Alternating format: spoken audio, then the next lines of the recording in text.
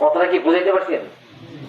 হ্যাঁ, মানে দুনিয়াবি সমস্ত অবস্থা থেকে মুক্ত, কিন্তু আল্লাহকে যখন আপনি সেজদা দিবেন তখন আপনার দিলের মধ্যে দুনিয়ার কোন অবস্থা চিন্তা ভাবনা করা যাবে না। নামাজ কিন্তু পড়তে বলতে ওইভাবে নাকি? কথা কি বুঝতেছেন আপনারা? আবার আরেকটা সময় অনুভব হইবেন, আরেকটা দিন সময়, সেটা হইলো ওই যে বললো না আমরা যে কবরে একা থাকতে হইব। আমার মানুষ তো ওইগুলা বুঝবো না, ও যত পূজার যায় ভালোই হয়েছে। আরেকটা সময় অনুভব হবে, কোন সময়? বিচারে অপেক্ষায় থাকবে। কিসের অপেক্ষায়? বিচারের অপেক্ষায়। বিচারের অপেক্ষায়, বিচারের অপেক্ষায় থাকবেন। এখন এই যে বিচারের অপেক্ষায় যে থাকবেন, তখন থাকবেন আপনি অলঙ্গ। ওইখানে নারী আর পুরুষ নাই, সব অলঙ্গ।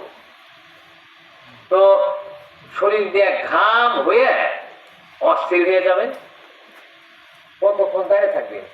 আপনারা এই ইউনিয়ন বোর্ডে যান না কেউ? 10 কেজি চাইলের জন্য যান না?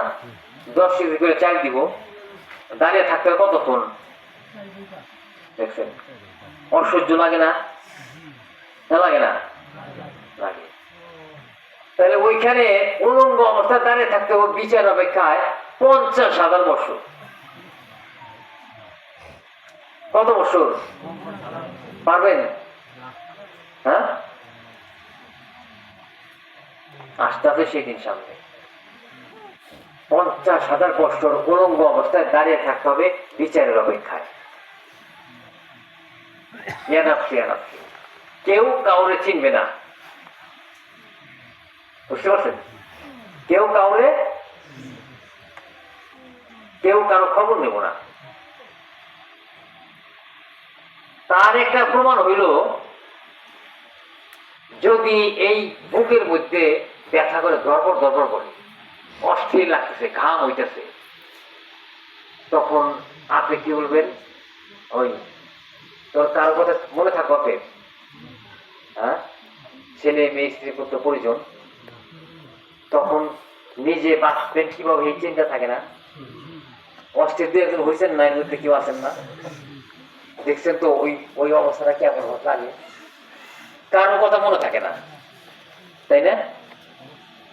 নাকি আমার কথাগুলো মিলাই যোগস্ত, মুরগির গোস্ত, পোলাও, কুরমা, শ্যামাই, টিকা, বহুত কিছু রান্না করছে, প্রচন্ড দাঁত ব্যথা। ওই যে হোর কইতেছে খাইলে না, আরে আমার দাঁত ব্যথা, দাঁত অস্থির, খাইবে না নাকি? দাঁত ব্যথায় আপনার জ্বর দ্রুত ফুলে গেছে, উনি কইতে খাইলে না, বলে আমার অস্থি, আমি দাঁত অস্থির, আমার খাইব না। এত ভালো ভালো খাবার থাকতে খাইতে পারতেছেন না, এই একটু সামান্য একটু কি দাঁত ব্যথা। দাঁত কয়টা? 32টা দাঁত। যাতে আল্লাহ বলে একটা দাঁতের হিসাব দেওয়ার বান্দা পারবেন?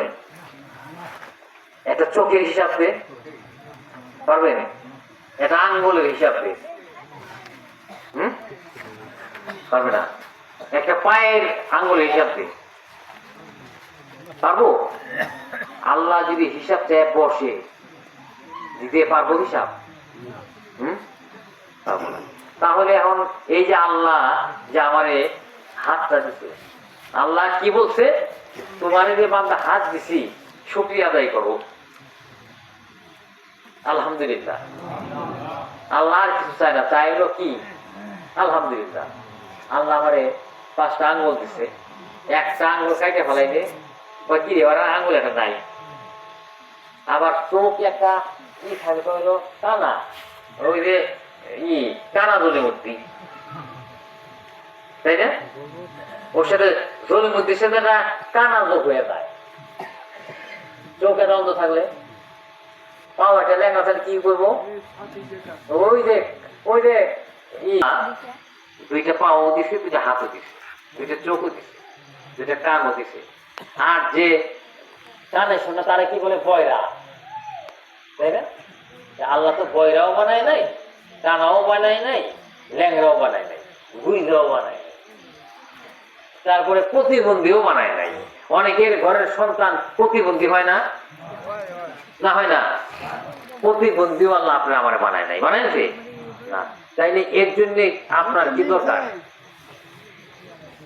আপনি কি ওই প্রতিবন্ধী আল্লাহ নিয়ে একবার চিন্তা ভাবনা করে দেখছেন যে আরে ও এত সুন্দর দেখতে, ও আর হাত করে কথা বলতে পারে, বোঝে না কিছু কিছু, তাই না? আচ্ছা, তাইলে আপনি এক বড় আল্লাহ শুকরিয়া আদায় করলেন না? ইস, ওই রকম যদি আমার বানাইতো, আল্লাহ যদি আমার এভাবে তৈরি করছে যেটা পাওয়া দেয় নাই, জন্ম অন্ধ যদি বানাইতো, তা তো বানায় নাই। তাহলে আপনি কত বড় একজন মানে পরিপূর্ণ একজন মানুষ চিন্তা করছেন। এর জন্য আল্লাহর কাছে সেজদায় করে কাঁদে, হে রব, তুমি আমাকে কত ভালো করে সুন্দর করে আমাকে দুটা চোখ ভালো রাখছো, কান ভালো রাখছো, একটা পরিপূর্ণ একজন মানুষ হিসেবে তুমি আমাকে দুনিয়ায় সৃষ্টি করেছো। হে রব, আমি এই শুকরিয়া আদায় করে শেষ করতে পারবো না। যদি একবার দেখেন ওই দিকে ভাবে, যেটা পা নাই এরকম মানে হ্যাঁচিয়ে ভিক্ষা করতেছে, দেখছেন আপনারা? হ্যাঁ, ওই রকম যদি আপনার বানাইতো, পারতো না আল্লাহ বানাইতে? তাইলে সেই রবের কাছে আপনি শুকরিয়া আদায় করবেন না? না করবেন না? কবে করবে? কবে বলেন, কবে করবেন? কবে করবেন? আর কথা বলবেন না। তাহলে বাস্তব জগতে যাইবেন না, গৌরব পাইবেন না, সম্ভব না। গৌর পাওয়া, গৌর পাইবেন না আপনার। গৌর পাইতে হইলে কর্ম করতে হবে আপনাকে, বুঝতে পারছেন? গৌর পাইতে হইলে অনেক কাজ আছে। কারণ যে কয়দিন দুনিয়ায় আছি, কাজকর্ম করতেই হবে, মিথ্যা কথা বলতে হবে, এতে আল্লাহ তা এটাই করুক। কারণ ওই যে 50,000 বছরের উলঙ্গ অবস্থা থাকতে হইব না, তখন বলবো কি জানেন, আল্লাহ আর পারতাছি না, তুমি জান্নাত অথবা জাহান্নাম জেনে খুঁজে দিয়ে দাও, মুখে মুখে ফালিয়ে সম্ভব না, তো আর পারতাছি না। আধা ঘন্টা দাঁড়িয়ে থাকা যায় না? আধা ঘন্টা দাঁড়িয়ে থাকা যায় নাকি? পা ফুলে গেছে, এক জায়গায় বসে মানুষ একটু রেস্ট নেই। তাহলে 50,000 বছর আপনাকে দাঁড়িয়ে থাকতে হবে, বুঝতে পারছেন? এখন এই 50,000 বছরকে আপনাকে দাঁড়িয়ে থাকতে হবে, তাহলে পারবেন তো নাকি? পারবেন না? হ্যাঁ, কি বলে? কে পারবেন না? কে? অবশ্যই পারবেন, অবশ্যই পারবেন। নিয়োগ করেন পারবেন। 50,000 বছর আপনি দাঁড়াতে দেবো না, জানেন? এক মুহূর্তর মধ্যে আপনি চলে যাবেন, এক মুহূর্ত। 50,000 বছর আপনাকে দাঁড়িয়ে থাকতে হবে না, এক মুহূর্তের মধ্যে আপনি চলে যাবেন। এক মুহূর্তের মধ্যে চলে যাবেন আপনি। কিভাবে যাবেন জানেন? ওই যে উনি কোরআনের কথা বললো, দেখা কিন্তু আমি কোরআনে গেছি, যে আলেমরা বলে কোরআনে বলছে, এর জন্য আমি কোরআনের কথা বলতেছি, কোরআন বুঝে দিতে আপনাকে। আচ্ছা, এই যে আমরা এখানে আসছি, এইখানে আমরা আসছি, এমন কোন ব্যক্তি এখানে আছেন বা পর্দায় এমন কোন মা আছেন যে ছোট্ট একটা কাজ করছে, ছোট্ট একটা কাজ, ওই কাজটা আল্লাহর পছন্দ হয়ে গেছে, তাহলে ওই মা এই কথাগুলো শুনতেছে না? এইখানে আমরা যারা আছি পুরুষ, এমন একটা কাজ যেরকম একদিন ব্যক্তির করছেন, আল্লাহর পছন্দ হয়ে গেছে, আল্লাহ কবুল করে নিয়েছে। বুঝতে পারছেন? এটা আল্লাহ কবুল করে নিয়েছে, আল্লাহর রাহমাতুল লিল আলামিন। আল্লাহ অনেক দয়ালু, আল্লাহ দয়ালু। তো এই মুহূর্তের মধ্যে আল্লাহ আপনার পাহাড় সমতুল্য গুনাহকে মাফ করে দেবেন। দেখছেন, আপনাকে 50,000 বছর দাঁড়িয়ে থাকতে হবে না, মুহূর্তের মধ্যে আল্লাহ মাফ করে দেবেন। পাহাড় সমতুল্য গুনাহ, পাহাড় পরিমাণ গুনাহ আল্লাহ মাফ করে দেবেন। দেখছেন আল্লাহ কত বড় দয়ালু। এর জন্যই আল্লাহর প্রতি বিশ্বাস রাখতে হবে, তাই না? আল্লাহকে মানতে হবে, কোরআন মানতে হবে, হাদিস মানতে হবে। বুঝতে পারছেন? নবীর প্রতি কি মহব্বত রাখতে হবে, তাই না? নবীর প্রতি যদি এক শস্যা পরিমাণ, এক জাররা পরিমাণ মহব্বত আপনার আমার দিলের মধ্যে থাকে, তাহলে আপনি জান্নাত। এগুলো বললে হলো বিধানের কথা। ওই যে 50,000 বছর দাঁড়িয়ে থাকতে হবে, কবরে যাওয়ার পর রব্বুকা অমান নাবিউকা অমান দিনুকা, এগুলো প্রশ্ন করবে। বুঝতে পারছেন? এই হলো ঘটনা।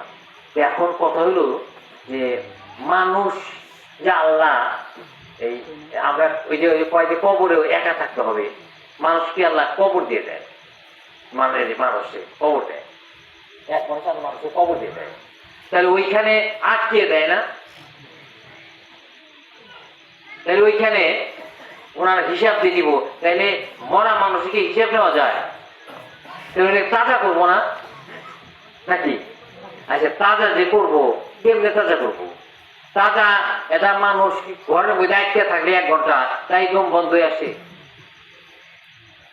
আপনাদের বুঝের জন্য কিন্তু কথাগুলো বলতেছি, খুব ভালো করে মনোযোগ দিয়ে শুনবেন। এই জায়গায় আইসা যায় এখন পরমার জীব, তাই না? না বুঝেন নাই আমার কথা? পরমাত্মা আর দুইটা না, তাহলে পরম চলে যাবে, এই জীব যুগ করে থাকবো, তাই না? এই 7 দিন পর কবর খুঁজবেন, দেখবেন যে গন্ধ লেগে গেছে। ওই যে কি জানি আসলে চলে গেছে, যে জায়গাটা এই জায়গা মতো ও যে বাসা বানাইছে। বুঝতে পারছেন? যেই জায়গায় থেকে আসলেন না, আবার মাংস মাংস কিছুদিন পর দেখবেন যে পয়সা গইলে ও মিশায় মুশায় গেছে। যদি মানেন